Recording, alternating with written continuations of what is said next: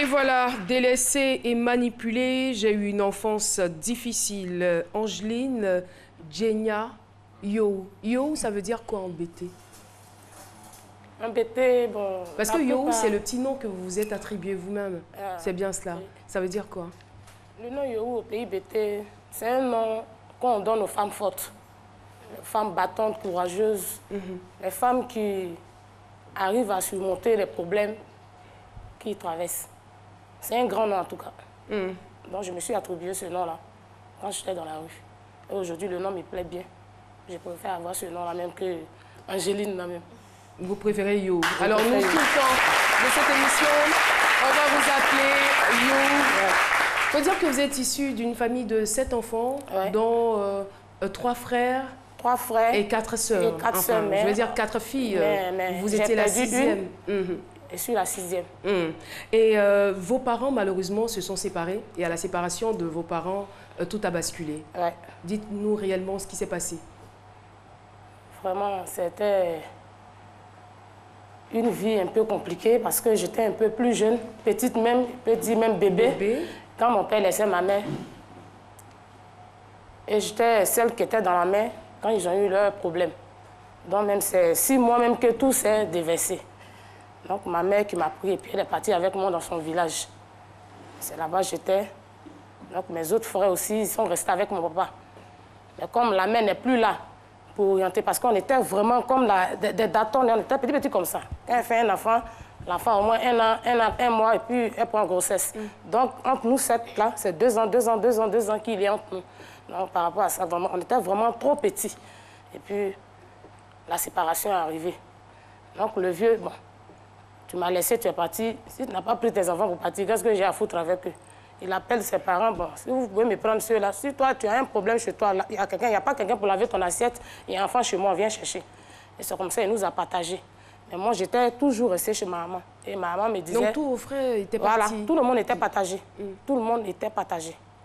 Chacun était tué. Il y avait ma grande sœur même, je crois bien qu'elle était à Bundiali, chez un de notre oncle qui est policier.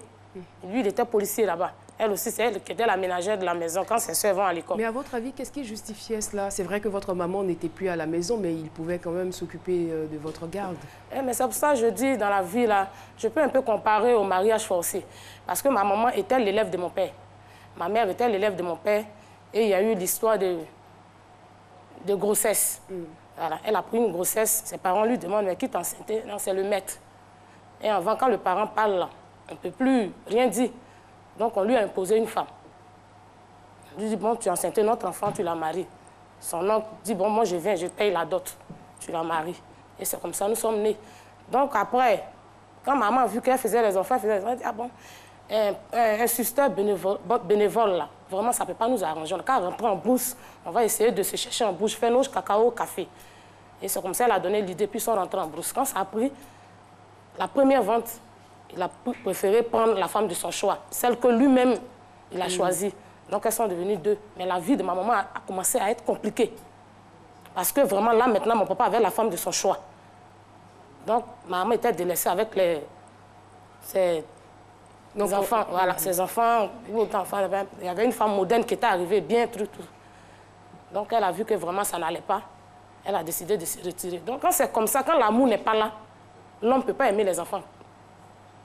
Quand tu aimes quelqu'un, tu aimes tout ce qui l'entoure. Mais quand tu ne l'aimes pas, tu ne peux pas aimer les enfants. Parce que tu n'as pas fait ces enfants avec amour. Voilà. Ces enfants n'ont pas été construits avec amour. Et ça, nous, on a vécu ça. On a vraiment vécu ça. Mais je peux dire que on continue de vivre ça, mais comme maintenant on est grand, parce que quand tu es petit, c'est encore plus compliqué. Maintenant, maintenant où tu es grand, quand on te dit quelque chose, tu peux dire, ah papa, que ça soit comme ça, mais peut-être le père, maintenant, il voit que tu as grandi, quand il y a un problème, voilà, tu peux donner quelque chose, donc ça devient un peu tout, mais quand tu regardes la réalité, tu sais que ça continue.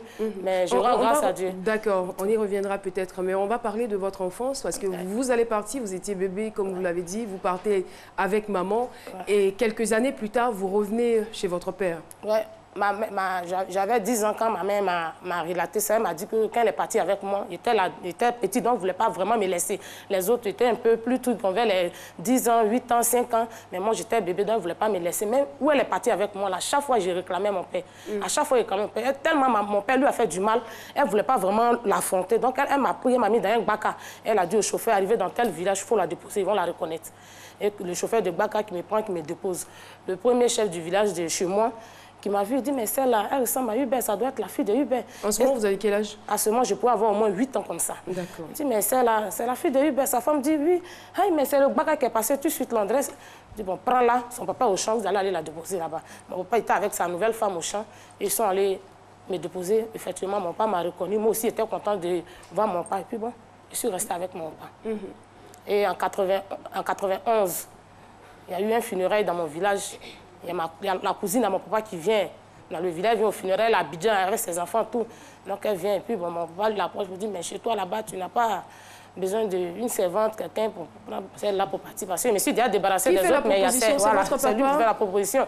Donc la tante qui dit, non, ok, il n'y a pas de souci, elle n'a qu'à venir. Puisque moi, mes enfants sont petits, ils vont à l'école. J'ai besoin de quelqu'un qui a lavé mes enfants, qui va accompagner mes enfants à l'école. Donc je quitte le village encore en 91. Puis je pars avec ma tante à Bobo. Ma tante, elle est toujours même restée à Bobo, elle est encore à Bobo là-bas. Et c'était comment l'ambiance là-bas? Je suis arrivée. Et quand j'arrive, je vais jouer à mes petits camarades. Non, toi tu es vieille. Pourtant je vois mes camarades ici, on a même âge là. Tu dis non, il faut la laver. Puis je les lave, je les envoie à l'école. Non, toi tu es vieille. Et tu vois, quand tu quittes au village, voilà, tu veux un peu, tu veux une vieille fille comme ça, il faut laver. Donc, moi, mais je lave quelqu'un, mais quand il regarde la personne, je sais qu'on a le même âge. Donc, on est promotionnel, mais je te dis, la lave. Et puis, je vais l'accompagner. Ouais. Donc, je la lave et puis je vais l'accompagner. Elle finit, tu vas venir laver l'assiette. Bon, elle faisait un petit commerce d'Atchéké, là. Je dois quitter à Bobo Plaque 1 pour ceux qui connaissent à Bobo Plaque 1 pour aller jusqu'à Bobo, à Bobo Baoulé. C'est là-bas les femmes la préparent l'Atchéké. Donc, c'est là-bas je vais chercher les paniers d'Atchéké pour envoyer. Quand je viens avec les paniers d'Atchéké, tu vois, quand on ferme l'Atchéké comme ça, en haut, là, la chaleur qui frappe, et puis ça devient pâte. Voilà, c'est ce qu'on enlève, me donner. C'est ça que moi, voilà, on enlève ça, on met dans le truc, on met piment dessus, puis on me donne, puis je mange. Même, je vais aller chercher Atchéké, mais il n'est pas chaussé. Donc avant, j'ai interprété très bien les chansons de Reine Pélagie dans le temps, quand j'étais petite. Donc je me mets dans les chants de manioc d'Abobo, là, et je chante, j'interprète les morceaux. Là, et quand je chante, les gens qui sont dans leurs différents chants, là. Ah, maman, tu chantes bien, 10 francs, 25. Et en 92, là, les tapettes Zénith, là, coûtaient 115 francs, 120 francs, 110 francs. Donc, et ça, c'était avant. Voilà, ça, c'était avant. Donc, quand Cotis me donne, bon, si je viens ça à la maison, c'est pas bon, donc je vais au grand marché de Port. Je marche, je vais au grand marché d'Abobo, puis j'achète ma chaussure 125 ou 115 francs. Et puis, je porte. C'est comme ça que je m'arrondis à porter les chaussures. Vous avez quel âge? 11 ans? À ce moment, je pourrais avoir, je crois, bien 13 ans même. Je peux même avoir 13 ans. Et puis, j'étais là-bas, donc c'était vraiment difficile. Je m'arrange à ce qu'on ne me frappe pas, mais il faut forcément... C'est-à-dire que c'était un plaisir pour eux de me frapper. Maintenant, c'est ton papa qui paie ça avant, là. Pourquoi tu as fait ça? L'eau que tu as gagné, c'est ta mère qui paie ça. Bon, tu t'arranges toujours à faire. Il y avait le film qu'on appelait Santa Barbara. Donc, mes deux sœurs que je l'avais pour envoyer à l'école, quand mes tantes sont, il y a Santa Barbara, parce qu'elles mangent, elles prennent tout le temps pour manger doucement, parce qu'elles veulent que leur maman, là, ma tante et tout le monde, quand aller à Santa Barbara, là, comme ça, elles vont me donner le reste de leur riz. Donc, elles vont regarder Santa Barbara, mes cousines, elles me disent, il faut manger vite, mange vite. Puis je mange vite, puis je prends un truc. Mais le jour où on ne peut pas plaquer comme ça, je suis contente. Parce que quand on peut pas plaquer, quand on fait plaquer, on enlève la marmite, là. C'est dedans, laisse-moi, on met la sauce. Donc, les croûtes là s'élèvent, donc ça devient beaucoup. Donc, je sais que ce jour-là, je vais être rassasiée. Mais quand c'est le riz, c'est un peu compliqué. Mais quand c'est le placali, là, la marmite, là, on met la sauce et puis on me donne tout ça, je mange. Donc, c'est vous qui faisiez, on va dire, tous les travaux, ouais, tous les travaux à la maison. C'est comme ça que je vivais. Mais difficile d'avoir à manger pour vous. Avoir à manger. Donc, souvent même, je passe chez les vendeurs de gaba, là, ceux qui mangent et puis ils laissent, là. Un jour même, je mangeais, puis il y a un de mes cousines là, qui m'a attrapé, puis ils ont fait lettre pour envoyer à mon papa que ta fille, là, tu dois qu'à la prendre pour venir l'élever, mais elle mange dans la poubelle. Et puis même, elle vole même. Elle vole, elle mange dans la poubelle. Mais mon papa, il se lève pas pour venir dire, bon, là où ma fille se trouve, et puis elle mange dans la poubelle, attends, je vais me déplacer. Ou soit ma fille, là, même m'envoyer là, moi, je vais l'éduquer, ou bien demander si ma fille, là, même va à l'école. Ou bien si tu l'as mis dans chose. Et parlant de vol, il y a eu une histoire qui vous a vraiment marqué. Et ça m'a marqué. Parlant de vol, bon, à la maison, bon, elle vole, hein, c'est elle vole. Pourtant, le vol même, c'est eux-mêmes qui m'amenaient à voler. C'est eux-mêmes qui m'envoient même à voler. Parce qu'un jour, on était à la maison, le mari de ma tante, là, ils l'ont mis en prison. Donc, on peut dire que livré à nous-mêmes à la maison, il a fait, je crois bien, 6 mois de prison. Donc, ma tante, quand on est là comme ça, les escargots bêtes qui marchent dans un truc, elle dit, bon, il faut partir en bas là-bas, tu vas les ramasser. Donc, je vais en bas, je ramasse les escargots. Quand je vois les escargots, là, je lave. Mais ça, là encore, au moment où j'ai ramassé et lave, là, pourquoi on me prépare pour me donner aussi, c'est un problème. Il faut aller voler le manioc, là, il faut creuser le manioc des gens en bas là-bas. Là, je suis partie, j'ai creusé le manioc. J'ai oublié de prendre... C'est vous seulement qu'on envoyait voler ou elle envoyait ses enfants aussi? Non, les enfants vont à l'école. Ça se passe entre midi et 2. Les enfants, eux, ils vont à l'école. Ils sont là pour aller à l'école. Moi, ils m'aident les chercher, ils viennent les laver. Moi, je suis là pour aller prendre les choses, pour aller voler les maniocs. Mais c'est comment, quand vous partez voler les maniocs, on vous donne les outils appropriés parce que... Non, j'avais la force. Réellement, j'ai de la force. Je déteste. Elle se fait confiance. Non, je déteste. Quand je... Vous-même, vous étiez préparé à ça auparavant, en fait. Ah, mais... Vraiment, j'étais préparée à ça. J'étais vraiment préparée à ça. Parce que la vie même m'avait déjà, depuis petite, la vie même m'avait déjà préparée. C'est pas de ma faute, j'étais préparée à ça. Donc, je déterrais. Parce qu'il faut faire vite aussi pour t'attraper. Donc, tout ça, là, tu dois te préparer. Alors, donc, je déterre. Et j'ai oublié de prendre la tomate. Donc, je suis venue à la maison. Et c'est-à-dire que vous allez dans le champ de quelqu'un? Voilà, c'est le champ de quelqu'un, c'est pas notre champ. Le manioc? Je déterre le manioc, je casse les trucs rapidement, je prends... Et vous volez aussi? Il y avait des robes, donc je mets comme ça. Puis je couds, je viens là. Mais tu as pris le manioc, tu n'as pas pris de tomate. C'est le marché, quoi. Ouais, donc j'ai déposé le manioc. Ma tante, elle est encore là, elle est là, elle est toujours à Bobo, que je salue au passage. Et lui que j'ai dit merci vraiment pour la vie qu'elle m'a donnée. En tout cas, c'est que ça nous a forgé. Et je verse le manioc, je dis, mais tu as oublié, tu n'as pas pris de tomate. Bon, là-bas, l'eau aussi, c'est dans gros trou, à Bobo, gros trou. Donc je vais. J'avais déjà reçu à prendre la tomate, tenté de cueillir le piment, et puis la dame est tombée sur moi. Donc à Bobo, il n'y avait pas courant avant, en 92. Donc c'est un quartier, tout le monde se connaît. Donc les petites filles de ma génération, là, voleuses. Et puis on prend les tomates que j'ai volées, là, les boules de tomates que j'ai cueillies, là, on casse ma tête. Donc, voleuse, ça va attirer l'attention des parents du quartier, venir voir c'est l'enfant de qui. Et mes parents font partie de ceux qui viennent voir c'est l'enfant de qui. Tu as vu? Toi, tu allais voler... madame, pardon. Les enfants, là, tu allais voler manioc de... Toi, tu ne m'aimes pas quoi, même tu as volé manioc des gens. Aïe, moi, merci, là, il a... Faut pas... Madame, pardon. Et puis, j'ai l'eau de tomates là, et puis, bon, on va à la maison. Concernant le vol même, il y a eu un jour, je suis partie à Bobo, elle m'a dit d'aller chercher à Tchéké. Et quand je suis arrivée, il pleuvait tellement que... J'ai lutté pour pouvoir envoyer la Tchéké. Il dit, cette fois-ci, je sais qu'il ne va pas me frapper. Et c'est que ma tante va dire vraiment, j'ai lutté pour envoyer son panier d'Atchéké. Parce qu'il pleuvait tellement à Bobo, gros trou à l'eau là. Vraiment, ce n'était pas possible. Donc, j'étais tellement contente. J'arrive, il n'y avait personne à la maison, c'est mon tonton seulement qui était là. Donc, chez nous, à la maison, on élève singe. Donc, il mangeait banane poyo. Puis, il a dit, bon, tonton, puis il a ramassé mes assiettes. Il n'y a pas besoin qu'on me dise, je sais que c'est mon travail. Donc, j'ai ramassé, puis je suis allée laver. En même temps, mes tantes sont venues. Elle dit, il faut prendre banane poyo du singe, tu vas aller lui donner à manger. Donc, on garde la banane. Je suis allée regarder, il n'y avait pas de banane. Mais, Madame Sylva, ça là, souvent quand je suis là, je continue de penser à ça. Malgré que mon oncle là, il est mort, mais je continue de toujours penser à ça, parce que ça m'a touchée. Parce qu'il était sûr ce jour-là qu'on n'allait pas me frapper. Parce qu'il a vraiment lutté pour envoyer ce qu'il fallait, donc on n'allait pas me frapper. Et quand je suis arrivée... On vous battait régulièrement? Oui, on me battait. Donc, elle dit, maman, il n'y a pas de banane ici. Banane de singe, il n'y en a pas. Elle dit, comment banane, il n'y en a pas? Il y a pas de banane pour mettre là-bas. Elle dit, il faut demander au vieux, parce que tout à l'heure, il mangeait banane pour yo. Donc, elle demande, tu as mangé banane pour yo? Il dit, moi, tu n'as pas mangé banane pour yo. Elle dit, tonton, bien quand tu venais à ça, tu as payé banane pour yo. Il dit, non, moi, toi, tu m'as vu manger, pourtant, je sais que je l'ai vu. Toi, tu as mangé banane pour yo, mais il dit, il n'a pas mangé. Donc, la tante dit, c'est moi qui ai mangé banane pour yo. Il dit, non, tonton, il faut dire, ils vont me frapper, il faut dire que tu es tenté de manger banane pour yo. Je lui dit, non. Pourquoi on vous a quand même battu. Et on m'a battu pour ça, me mettre les piments partout et trucs.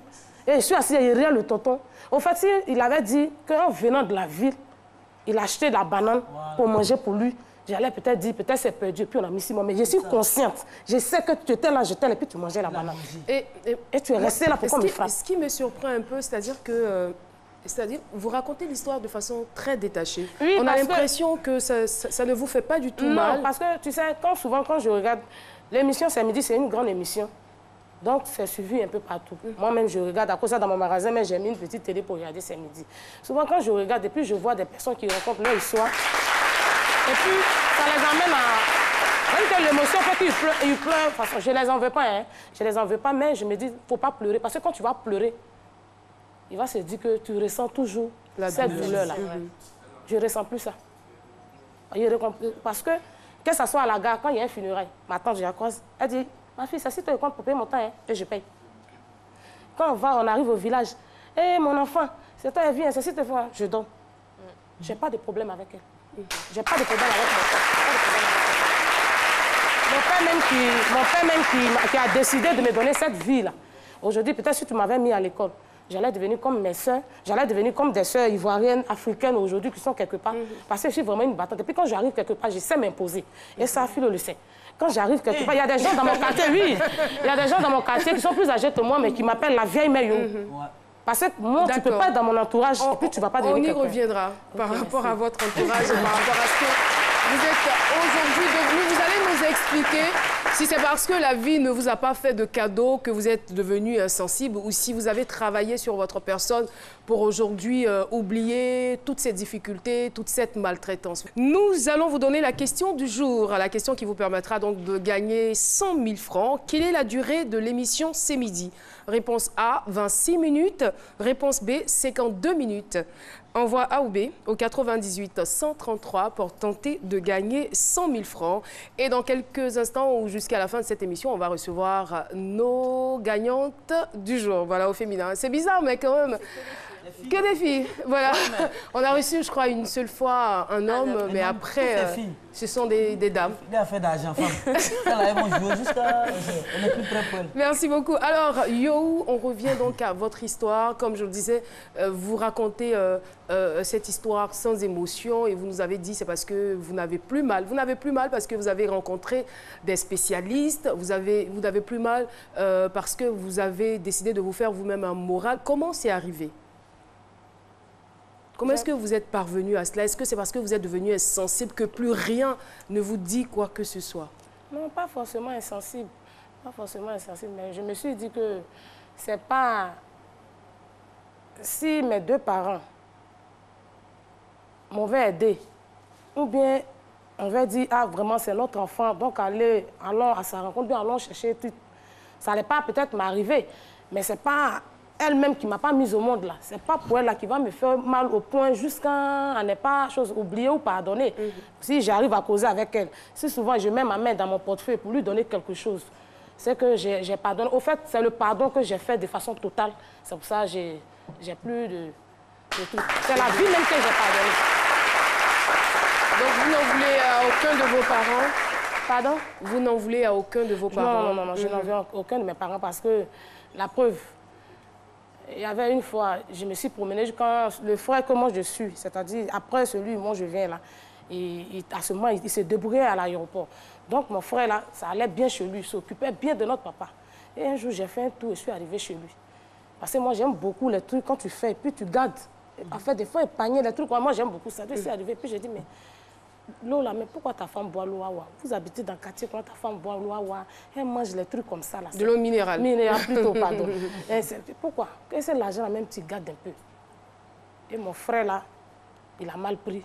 C'est devenu les histoires. Il me dit, ah pardon, il était venu. Maman, j'ai dormi matin. Il dit, non, tu ne dors pas ici. Hein. Tu n'es pas ici, tu as dormi. Et puis il a appelé son papa au village. Mon papa m'appelle. Il dit, passe-lui le téléphone. Il dit, mais toi, mais tu n'as pas encore compris que tu n'as rien à faire à Abidjan. Tout ce qu'on fait, tu n'as pas encore appris ça. Il y a plein de gens au village ici, ils veulent femmes. Tu es à Abidjan là-bas, si tu n'as rien à faire, viens t'asseoir au village ici. Il dit, papa, il n'est pas venu au village. Quand il est venu au village, venu derrière toi, c'est pour poser un acte. Et puis je suis restée. Mais aujourd'hui, la situation s'est renversée. Mais avant même de parler d'aujourd'hui, à votre adolescence, vous avez retrouvé votre maman. Oui, j'ai retrouvé ma maman. Comment vous l'avez retrouvée? J'ai retrouvé ma maman parce que quand j'étais chez la même tante là, à Bobo, on a un cousin qui est venu rendre visite et il vient avec sa chérie. Il dit à sa chérie, on va chez une de mes soeurs à Bobo pour aller rendre visite. Et quand ils arrivent, sa chérie avec laquelle il vient, la petite fille là ressemble à une de mes camarades. Hein. Ma camarade là, je vis à Yopougon là-bas avec elle. Je dis, ah bon? Que ma camarade, il dit, mais ta comment s'appelle? Il dit, ma camarade s'appelle Marie-Josée. Mais elle est de tel village. Il dit, mais celle aussi, elle vient de là-bas. En même temps, la camarade de ma grande soeur n'a plus rien dit. Elle s'est tue. Donc elle vient, elle dit, mais j'ai vu une fille à Bobo dans tel coin. Elle te ressemble trop. Ma grande soeur dit, non. La femme là, c'est une femme bêtée. Oui, c'est une femme bêtée qu'on dit, elle est de Djibéora. ah, mais c'est ma petite soeur, accompagne-moi là-bas. Elle dit non, moi, il n'y a pas t'accompagner, il faut dire, il fait comme bateau, il y a comme dit les gens. Donc si on arrive, elle te montre la cour de loin. Et c'est comme ça, la camarade là, elle a montré à ma grande soeur. Puis ma grande soeur est arrivée. Bonne arrivée, tout. Elle a même acheté à boire, ils ont bu et tout. On ne va pas donner quand même tous les détails. Hein. Je veux dire, une fois chez votre maman, comment ça va se passer? Oui, chez ma maman, quand ma grand-sœur m'a dit que je t'emmène chez ta maman, j'ai demandé parce que j'étais étonnée. J'étais étonnée de savoir que ma mère était en ville.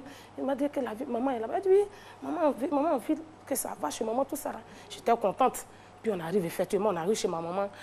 Il y a à manger jusqu'à... C'est pas possible. Elle était restauratrice, votre maman. Elle faisait du restaurant, et puis elle avait sa grande table au marché de Port-Bouet. En tout cas, elle vendait tout. La vieille vendait tout. Elle dit, ah, non, ma maman est comme ça. Bon, je suis restée avec la vieille. Et malheureusement? Malheureusement, quand je suis restée avec la vieille quelques années, son mari a eu des difficultés, ils se sont retrouvés au village. La vieille est tombée malade, et puis la vieille est décédée. Donc, comment revenir encore à Abidjan maintenant? Entre-temps, vous avez eu un fils? Entre-temps, j'avais eu un fils. Donc, je ne fais pas de problème au père de mon enfant, que vraiment, c'est à cause de la vieille que j'étais à Abidjan. La vieille n'est plus là-bas, je ne peux pas louer une maison. Donc, si tu peux louer un petit truc pour que je reste là, l'enfant, parce qu'il n'a qu'un an, 6 mois. Il dit non, moi, j'ai déjà fait mon mariage. Je t'ai dit de me donner l'enfant. Sinon, si tu comptes 6 mois pour te donner quelque chose, là, ce n'est pas possible même. Donne-moi l'enfant, c'est tout. Et j'étais vraiment coincée. Donc, j'ai donné mon enfant à 1 an, 6 mois. Quand j'ai donné mon enfant à 1 an, 6 mois, j'ai perdu la famille de village, que l'enfant le perd tout le monde. Quand je pars chez nos connaissances en commun, je demande, on dit, ah non, on ne sait pas où il est parti. Et quand vous retrouvez l'enfant, il a quel âge? Quand il dans quelles conditions? Il retourne mon enfant, il avait 8 ans, il ne va pas à l'école. Pourtant, son père... Ouais, c'est quand son père, voilà, son papa est décédé. Son père m'avait dit qu'il partait à l'école. Il m'avait dit que l'enfant partait à l'école. Quand son père est décédé, la famille a cherché à me trouver. Quand ils m'ont trouvé, je suis allée, j'arrive, l'enfant ne va pas à l'école. Et j'ai récupéré mon enfant. Quand j'ai récupéré l'enfant, même on est assis dans le véhicule, mais je ne sais même pas où on va passer. La même qui est venue te chercher n'a pas un dortoir. Et que l'enfant même est content. À cette époque-là, vous n'avez pas de domicile? Non, je n'avais pas de domicile. Je n'avais pas de domicile. Il y avait une famille à Yangon, la famille Kakré, que je salue au passage. Ce sont eux qui m'avaient hébergé. Mais là encore, on dormait au salon, on se partageait les trucs. Tu apprends l'enfant encore pour venir là. Donc j'avais l'enfant, mais je ne savais pas juste où je partais avec l'enfant. Donc j'étais là juste. Et puis j'ai eu l'idée d'appeler ma soeur. Ma soeur aussi était dans les difficultés aussi. Mais je lui ai dit de me rendre service à héberger l'enfant. Mais concernant la nourriture, je vais tout faire pour venir les aider. Donc elle a accepté. J'ai fait un demi-tour dans le Bouaga parce qu'au fait, je ne savais pas où je partais. Donc j'ai fait un demi-tour. Je suis allée, j'ai déposé l'enfant chez ma soeur.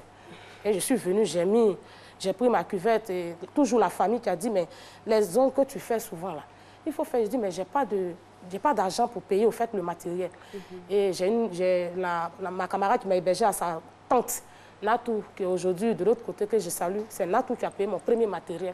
Donc je mettais le matériel dans la cuvette. Puis je me promenais à Yangon pour faire les ongles des gens. Je me promène, les pédicures, en domicile. Et c'est avec cet argent-là c'est avec cet argent-là que j'ai pris et j'ai mis l'enfant à l'école. Je l'ai mis au CP1, mais je l'ai mis au privé même. J'ai lutté vraiment, j'ai vraiment lutté. Je suis aujourd'hui, il est en 3e. Et aujourd'hui, il est en quelle classe? Aujourd'hui, il est en 3e. Il est en classe de 3e? Oui, il est en classe de 3e aujourd'hui. Il paraît qu'il est très brillant, c'est ça? Mais 4e même, là, on m'a effrayé. On dit, il faut prendre des maisons. Prends même la classe de 4e, là, c'est là, tout le monde. Il dit, maman, il dit, toi, il faut payer, moi, il fait le travail. En 4e même, il avait les 14, 15 de mois. Il a plein de tableaux d'honneur. C'est un enfant vraiment qui m'aide aussi. C'est un enfant qui m'aide aussi, qui me comprend, qui m'aide vraiment, qui m'aide. Vous êtes passé de famille en famille, vous avez été maltraité depuis votre tendre enfance jusqu'à ce que vous soyez adulte. Et aujourd'hui, est-ce que vous pouvez nous faire un bilan très très rapide de ce que vous êtes devenu? Oui, je peux faire un bilan rapide parce que aujourd'hui, le bilan de ma vie, il est positif. Parce qu'aujourd'hui, je sais dans la vie comment on ferme une porte pour aller rendre visite à quelqu'un. Comment on doit dire à quelqu'un que je suis pressée parce que mon mari doit manger. Tu vois, je suis pressée pour mettre la nourriture de mon mari au feu. Je sais comment on dit à l'enfant, empoche ton cahier. Est-ce que tu es parti à l'école? Voilà, je sais comment on doit venir. Tu sais que le propriétaire de ta maison doit arriver, les factures, comment aller dans les supermarchés. Toutes ces choses-là, il les connaît. Donc, je trouve que vraiment, ma vie a pris vraiment un sens positif, je peux le dire aussi. En tout cas, chapeau à vous. Bravo. Bravo.